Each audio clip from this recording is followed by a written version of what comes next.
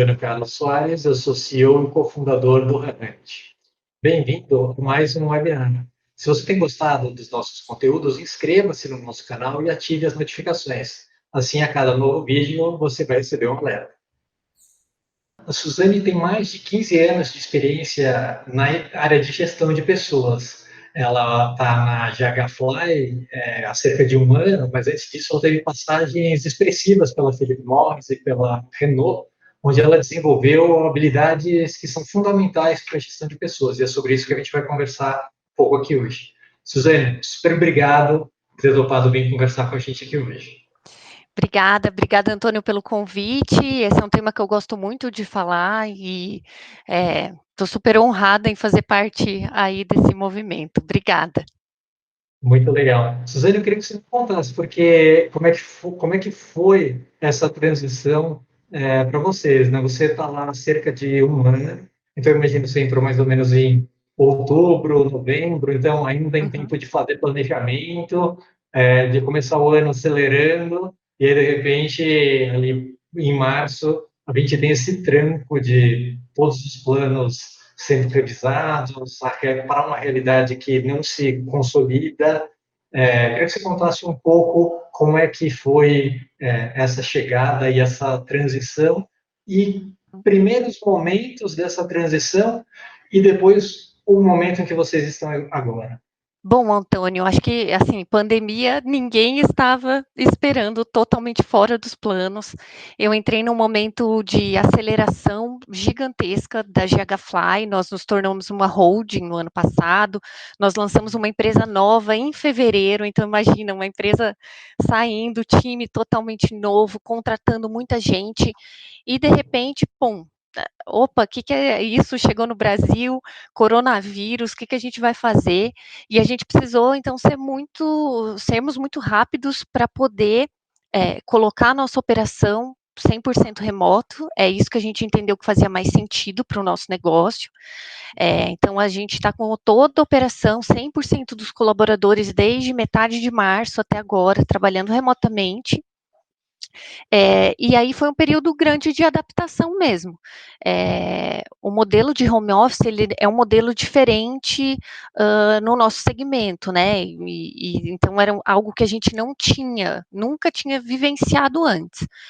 Aí você falou um pouquinho da minha trajetória, então eu vim de empresas onde eu já tive a oportunidade de trabalhar dentro do modelo, então eu já trabalhei com modelo híbrido com muito sucesso.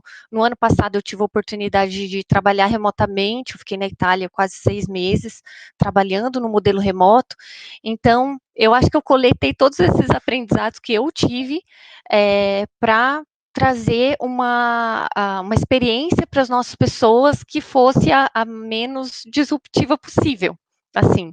Então, Que nós, legal. nós redesenhamos muito pensando quais são os desafios que tem nesse momento, como que a gente pode, então, minimizar esses riscos e fazer as pessoas terem o melhor ambiente para continuar performando e o nosso negócio continuar crescendo. Então, esse foi o primeiro desafio. Pois é, nós fizemos uma pesquisa recentemente, nós fizemos duas pesquisas, uma com gestores e depois outra com colaboradores. E a gente percebeu uma coisa que os gestores bastante inseguros em relação, a maioria deles tendo a primeira experiência de trabalho remoto, certamente nunca tinham gerido equipes remotas antes ou equipes híbridas antes, e com um pouco de receio sobre se as pessoas vão estar trabalhando mesmo, se elas vão conseguir fazer o volume de entregas que elas faziam antes ou que elas precisam fazer. E por outro lado, a visão da equipe super interessante, a equipe muito segura de que conseguiria fazer o trabalho, que estava trabalhando tanto quanto ou mais do que antes, entregando tanto quanto ou mais do que antes. E você provavelmente já vinha consolidando a percepção de que isso provavelmente era possível. Queria que você contasse um pouco como é que foi transmitir isso para a sua equipe e como é que está sendo gerir a equipe nesse novo formato para eles. Sim, legal. Então a gente falou muito assim de, olha, quais são os riscos, né? Quando a pessoa ela vai viver esse trabalho remoto pela primeira vez, claro que também é importante a gente fazer a separação entre o que é o trabalho remoto tradicional no mundo sem pandemia, da experiência de trabalho remoto com pandemia, que também é diferente, né? Mas acho que o risco das pessoas vivendo esse modelo a primeira vez é assim, ou eu vou para os extremos, né? Ou eu vou trabalhar demais, eu começo trabalhando muito mais cedo, eu não pego trânsito, então eu também termino no final do dia e eu continuo trabalhando, e aí você vai para uma via mais de workaholic, ou então as pessoas que, não, então, ok, agora eu estou na minha casa, eu posso fazer as coisas num outro ritmo, enfim. Os dados nos mostram aí de várias pesquisas, como as que vocês fizeram, que até as pessoas acabam trabalhando mais tempo do que trabalhavam antes. Só que é importante também os gestores, então, terem ferramentas de gestão para saber o que as pessoas estão fazendo e realmente fazer uma gestão que é do desempenho e não das horas trabalhadas, que é exatamente o que já deveria ser na época do escritório, né? E não necessariamente a pessoa estava ali sentada no escritório e ela estava performando tudo que ela poderia. Então, é importante o gestor fazer essa gestão do desempenho, realmente qual o resultado que você está trazendo, então, deixar muito claro quais são os entregáveis, alinhar a expectativa, o que eu espero da sua posição em termos de entrega, e depois, como que eu acompanho isso e o que eu posso ajudar a pessoa a performar. E aí eu acho que tem umas criações de rituais que são bem importantes, assim, Antônio. Então, a gente criou para ajudar as pessoas a fazer essa distinção entre trabalhar demais e trabalhar de menos, a gente colocou novos rituais. Um toque, uma visão de gestão bastante humana, né? Muito legal. Você falou de vários pontos aqui que a gente tem desenvolvido em outros webinars e que a gente tem praticado dentro da empresa. Eu queria só ressaltar, chamar a atenção para alguns que eu acredito muito. Assim. Uhum. Primeiro, você falou nessa história de gerir as pessoas pelas entregas, né? E uma coisa, a gente fala muito aqui na história da evolução de um modelo mental, de você abandonar um modelo de gestão por esforço percebido e adotar um modelo de gestão por entrega realizada. Então, Uhum. não é porque a pessoa estava no escritório, eu não sei o que ela está fazendo, mas se ela está aqui e está na frente do computador, então eu estou tranquilo que ela está trabalhando. Quando, na verdade, você talvez nem tenha se esforçado para deixar claro Uhum. quais são, claro e priorizado, né, quais são os Uhum. entregáveis, e o que você espera o que é importante para a empresa e o que você acha que e qual é a expectativa de entrega que você tem sobre as coisas, porque isso permite, ter isso claro, permite você largar a microgestão, deixar a Uhum. pessoa tomar um pouco mais de rédea sobre a gestão do seu dia a dia, e conseguir realizar as entregas. E a última coisa, só reforçando isso, você falou sobre as questões de separação, né? Eu queria até, talvez, se você falar isso, falar um pouco até da sua experiência pessoal, já que você trabalhou até em outros fusos, etc., que é essa questão das limitações dos horários, e da limitação da vida pessoal e profissional.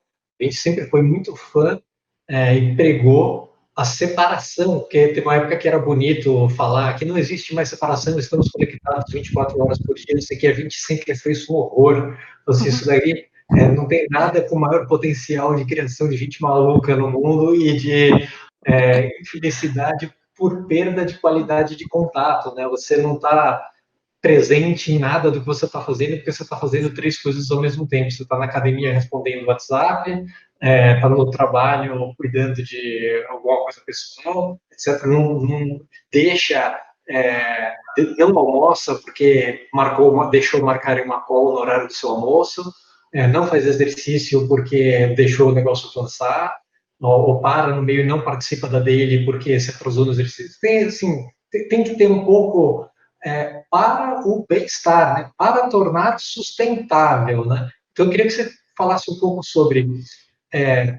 boas práticas nessa separação e um pouco como é que você vê a sustentabilidade da gestão e do modo de trabalho de uma equipe que potencialmente, acho que a maioria das equipes de agora em diante provavelmente serão equipes híbridas.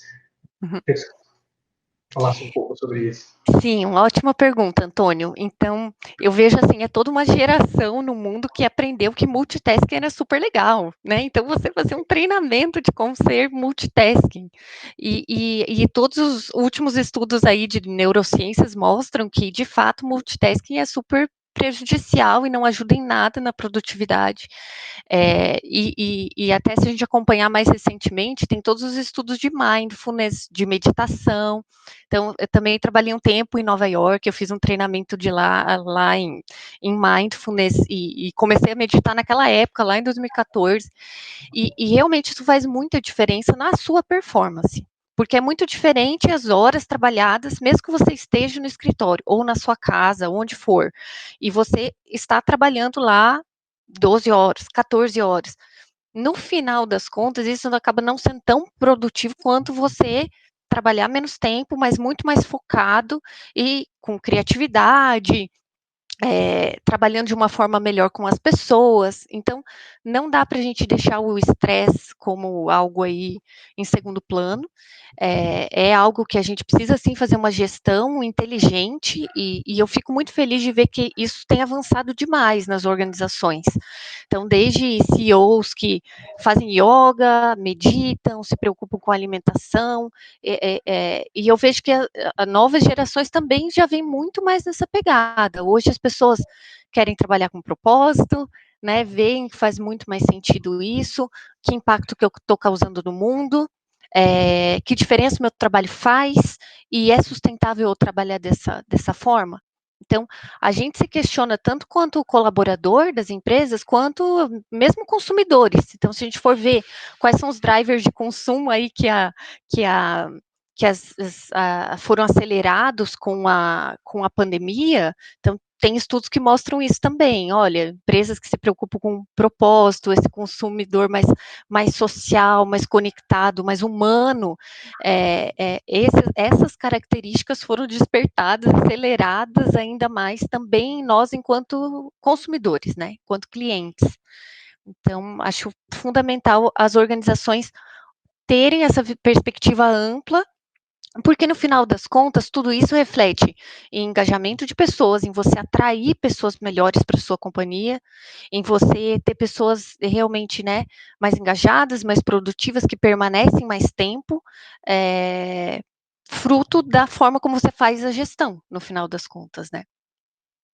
Eu acho que tem dois pontos assim que a sua fala traz muitos pontos legais. Assim, de novo, assim, acho que você está passando de uma forma super abrangente, assim, super precisa sobre as coisas.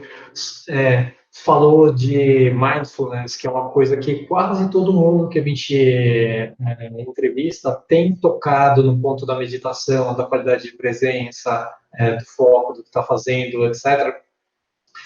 E falou também sobre essa questão de propósito, etc., que liga num tema que eu queria explorar contigo, que é a motivação.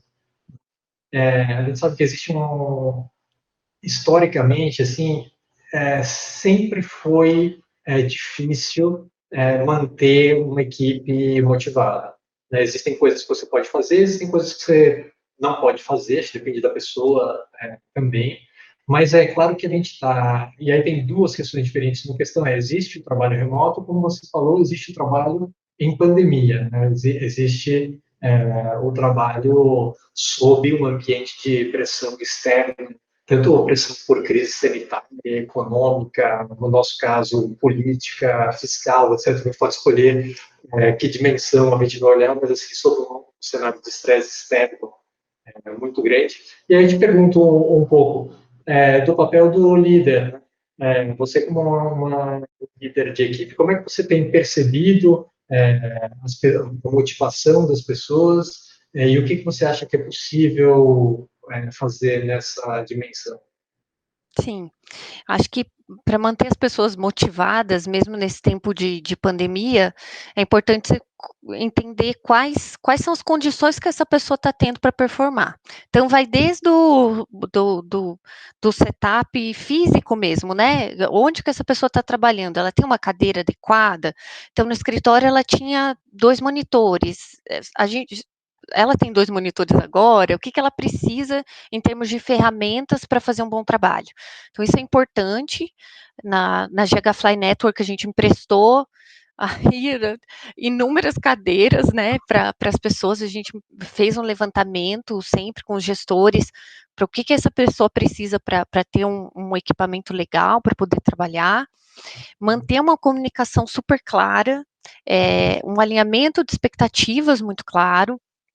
A gente tem reuniões de one-on-ones também, mensais, isso faz parte dos nossos OKRs, que, aliás, é uma outra boa prática, você ter OKRs na sua empresa, que aí toda a empresa está com aqueles mesmos objetivos, então todo mundo trabalhando conjunto, né, tem um sentimento de colaboração aqui, acaba ajudando as pessoas a colaborarem mais. Então, fazer one-on-ones com frequência, pelo menos mensalmente. E nessas one-on-ones, eu vejo que é fundamental a gente também não falar só de trabalho. A one-on-one, ela precisa entrar, cara, como é que você está? Pessoa, como você está? Tô indo bem, não tô triste, qual que é o problema? E às vezes é uma coisa que é, é, eu acho que isso também a pandemia nos ajuda enquanto líderes a entender que eu tenho que olhar para aquela pessoa como um ser humano completo, assim, e não realmente só como um executor de tarefas aqui das 8 às 18. Então, isso é fundamental para que a gente consiga apoiar as pessoas para tirar pedras do caminho e elas ter o melhor delas. Um outro ponto importante, Antônio, eu acho que é o líder se mostrar vulnerável. E tem a ver com uma visão mais moderna de liderança, que não é aquele líder sabe tudo, tem as respostas para tudo. Isso tem tudo a ver com o momento até que a gente vive de pandemia, que, assim, de repente quantas empresas aí, todas as empresas montando comitê de crise, o que eu faço? O que vai acontecer? Eu tinha essas metas, como é que a gente faz? Os nossos OKRs, a gente sempre trabalhava com OKRs trimestrais, a gente não conseguia ver o que ia acontecer no outro mês, a gente trabalhou aí por 3 meses com os ciclos mensais de OKRs.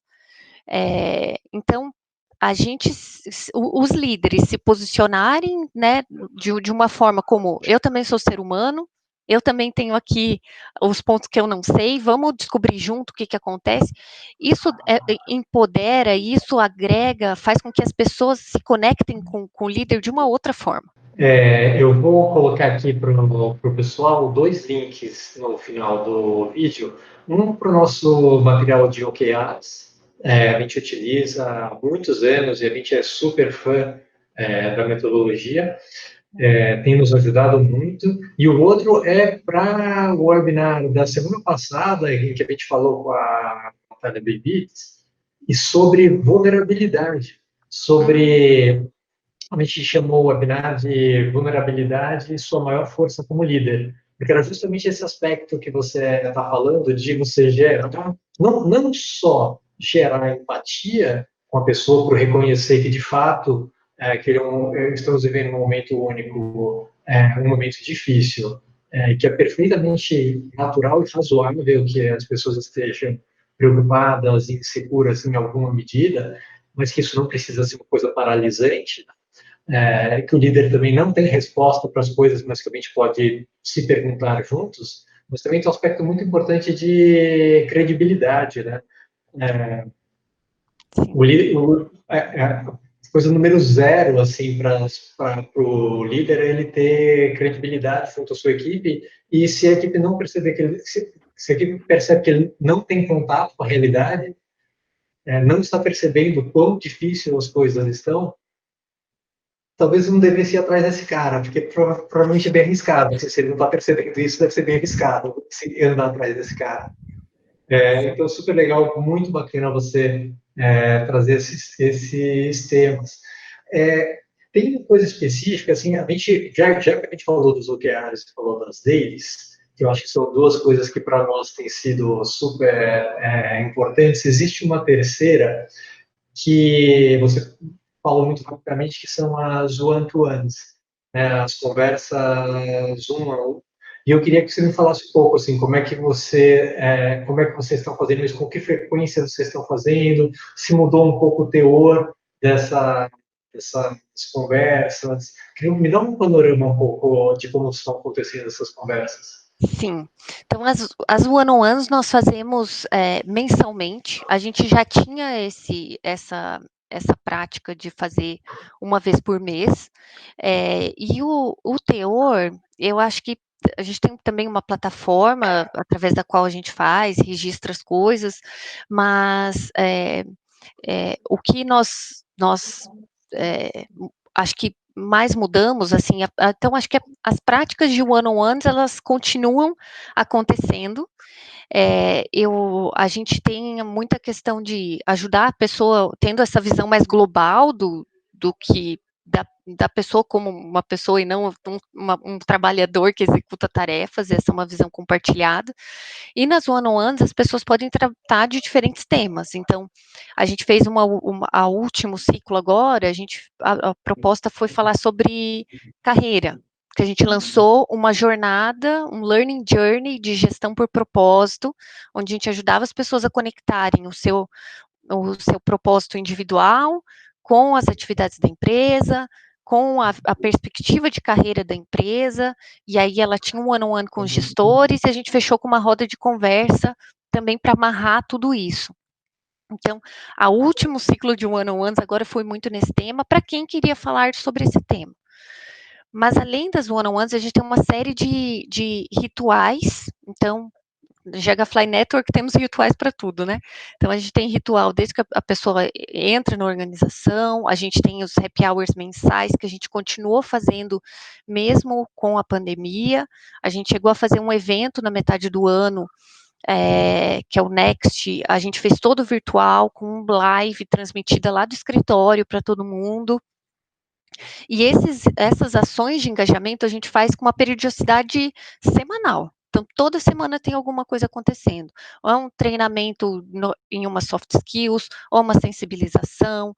A gente tem os updates também da network, ou updates de uma empresa ou da outra empresa, sempre com alta liderança, compartilhando últimas novidades com as pessoas. Então, a gente se preocupa sempre em ter diferentes canais de comunicação sendo usados, criamos novos canais agora com a pandemia, então, desde que, para garantir sempre que a comunicação venha de baixo para cima, com as novidades, o que acontece no mercado, e as pessoas ficarem por dentro, quanto de baixo para cima, através de pesquisas. Uma coisa que a gente fez muito no começo da pandemia, a gente criou uma série de ações de engajamento, e nessas ações de engajamento, a gente vai lá, desde almoço com o time, amigo secreto, a gente fez dinâmicas que as pessoas trocavam elogios entre elas, fizemos pet day, jantar de gala. Então, todas essas ações a gente co-criou com as pessoas, lançamos as ações e depois, semanalmente, a gente media qual que era o impacto disso para a saúde emocional, para a saúde física ou para a sua produtividade. Então, sempre com esse olhar, e a gente foi aprendendo, então, numa gestão ágil mesmo. O que está funcionando, como que a gente vai melhorando as nossas soluções, né? Então, com 2 meses de pandemia, a gente tinha 8 pesquisas rodadas, a gente já tinha achado o tom de voz de comunicação, canal de comunicação ideal. A gente criou um grupo no Instagram de close friends, que a gente conseguia usar um canal que as nossas pessoas usam muito. Então, a gente também estar presente nesse canal com coisas relevantes. Sempre, então, que acho que também se conecta com a sua pergunta, porque a one-on-one é uma forma de empresa e colaboradores conectados falando sobre aquilo que é importante para que essa parceria tenha sucesso, né? As pessoas sejam produtivas, a empresa cresça, e além das one-on-ones, acho que tem uma série de oportunidades que as empresas podem tirar vantagem, né? Tomar vantagem para conseguir ter esse engajamento, essa conexão das pessoas. Não, genial, muito legal. E dá para perceber que vocês realmente estão com um esforço significativo assim, para manter a coesão, né, manter a motivação das pessoas e em frentes bem diferentes, muito legal. E me fala uma coisa, Suzane, você percebe, ah, porque você falou, em um momento você falou até treinamento para o desenvolvimento de alguma habilidade, etc. e tal. Você tem percebido um aumento da necessidade de alguma ou algumas habilidades específicas a partir do momento em que a equipe se torna híbrida? Assim, quais são as habilidades que vocês valorizam até para novas contratações? Né? Quais são as habilidades que se modificou o conjunto de habilidades que você está buscando nas pessoas? Olha, Antônio, a gente já tinha algo que nós olhávamos até como parte da nossa cultura, a flexibilidade, a capacidade de ser flexível, capacidade de ser resiliente, de adaptabilidade, eu acho que eu diria que é a melhor palavra. Porque como nós somos uma empresa em crescimento, a gente se transforma o tempo todo. Então é muito diferente você entrar numa empresa que está estabilizada, ou que é líder do seu segmento, ou que está posicionada assim, e esse ambiente, né, é mais estável. E a gente também considera mundo VUCA que todos estamos, né? Como as coisas se transformam o tempo todo.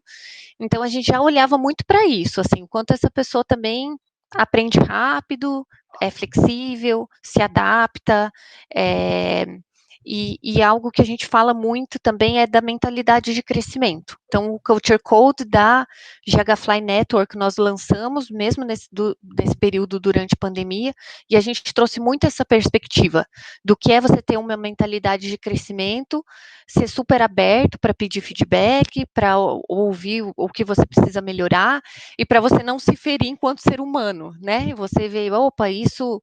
Porque todos nós temos coisas para melhorar o tempo todo. Então, essa é uma característica que para nós assim é fundamental. E você acha que isso modifica de alguma forma a própria cultura da empresa? Porque uma coisa que a gente tem se questionado aqui é se as culturas mais objetivas, mais assertivas, mais entre aspas secas, é, Uhum. independente de serem mais voltadas a resultado, que é comum desse tipo de cultura ou não, mas se ser voltados para resultado, se a melhor tática para garantir uma cultura de resultados na empresa, se ela começa a incluir elementos que historicamente estão mais associados a culturas participativas e de colaboração do que culturas de entrega de resultados. Se não é mais esperto ser humano para conseguir entregar melhor e ter mais produtividade, mais motivação do que foi no passado. Eu acho que isso, a minha perspectiva, eu estudo muito o futuro do trabalho, né, enfim. A minha perspectiva é que as empresas vão caminhar cada vez mais nessa direção, porque as pessoas que estão vindo, né, construindo as novas gerações, elas têm uma barra diferente. Então, se antes a gente era acostumado você tira um 9 e seu pai pergunta, mas você não fez, muito obrigado, pai, tirei 9 aqui, você está esperando um parabéns, seu pai fala, mas não fez mais do que obrigação, ou, por que não tirou 10? Então, gerações anteriores, acho que elas eram também mais acostumadas com isso, assim, e eu acho que as expectativas das novas gerações acabam sendo diferentes em que tipo de ambiente eu quero trabalhar. Então, não é só, eu quero procurar uma empresa que tem aqui o tobogã, sabe? Ou que tem piscina de bolinha. As pessoas, elas se preocupam realmente em ter um espaço onde elas podem ser elas mesmas, onde elas podem ser ouvidas, onde elas conseguem se conectar com o propósito da organização. Eu vejo assim que as empresas conseguem fazer essa conexão mais rapidamente, eu acho que elas têm uma vantagem competitiva. No final das contas, elas têm pessoas mais engajadas, pessoas mais produtivas e que ficam mais tempo na empresa também, né? Sem dúvida. Com isso você consegue ir muito mais longe, né? Você tem muito uma curva de reduz o custo de curva de aprendizado, você tem uma dedicação completamente diferente, um alinhamento de propósito cria uma coisa muito maior, né, do que a própria empresa. Às vezes a gente brinca falando assim, uma coisa é você chamar uma pessoa para carregar um tijolo, outra é você chamar ela para construir uma parede. Uma outra é você explicar que isso daqui é um edifício. E uma outra é você falar que é um templo. E uma outra é que é um templo da religião dela.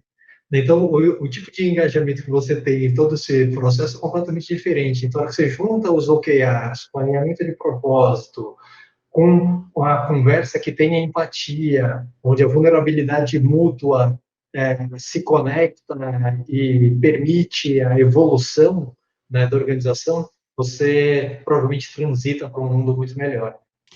Antônio, só queria fazer um complemento. Eu também vejo que nesse cenário instável, nesse cenário mutável que a gente está, as empresas, a gente fala também muito em inovação. Então, não tem como a gente dissociar as coisas, né? Pessoas que são mais engajadas, com times mais diversos, tem um impacto também importante na capacidade que essa organização tem de inovar, o quanto ela consegue trazer coisas diferentes, porque e aí conecta também com a vulnerabilidade, com aquele chefe tradicional que costumava saber tudo. A gente está num mundo que é muito mais incerto, onde a gente precisa da visão de todo mundo, da visão de quem está perto lá, está na ponta do cliente, sabendo, sentindo também como as coisas acontecem. Você precisa de todo mundo de mãos dadas, e isso que gera inovação, essas diversidades, né, de ponto de vista, de pessoas, e é isso que vai trazer melhores ideias aí para as organizações também levarem para os seus clientes, e, enfim, acho que alimenta esse círculo virtuoso, né? Muito legal, Suzana.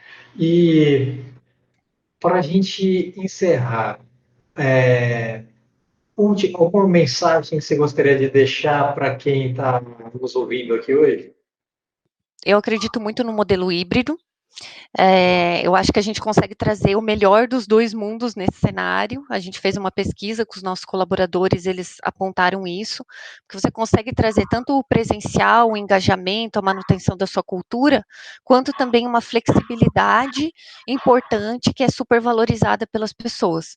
Então, também, olhando para o futuro do trabalho, a tendência é de maior personalização de experiência dos colaboradores. E aí, olhando para um momento de pandemia, as empresas também precisam ser flexíveis. Se eu vou adotar um modelo híbrido, eu não posso forçar 100% das pessoas voltarem no modelo híbrido, se não tiver uma vacina, por exemplo. Eu vou ter que deixar pessoas de grupo de risco fora, né, trabalhando só de casa, ou pessoas que têm pais, familiares em situação de risco. Então, é muito mais uma personalização dessa experiência. E independente do modelo híbrido, ou das empresas até que vão ficar full, né, o tempo todo no remoto, é, as empresas precisam olhar para essa jornada do colaborador de uma forma diferente e redesenhar os processos, né, porque eles não vão ser feitos mais como antigamente. Então, é olhar para essa jornada, desenhar do ponto de vista do colaborador qual é essa experiência para garantir que você mantenha a sua cultura, que você mantenha uma gestão adequada das pessoas, e isso vai impactar os seus resultados, com certeza. Então, super obrigado pela conversa, foi sensacional. Obrigada, Antônio, pela oportunidade. Fico muito honrada em participar desse momento com vocês. Então, muito obrigada. Então, pessoal, muito obrigado pela audiência de vocês hoje. Esse foi mais um webinar do Runante. Nos siga nas redes sociais, assine o nosso canal, fique atento às notificações, que tem muito mais por aí. Obrigado.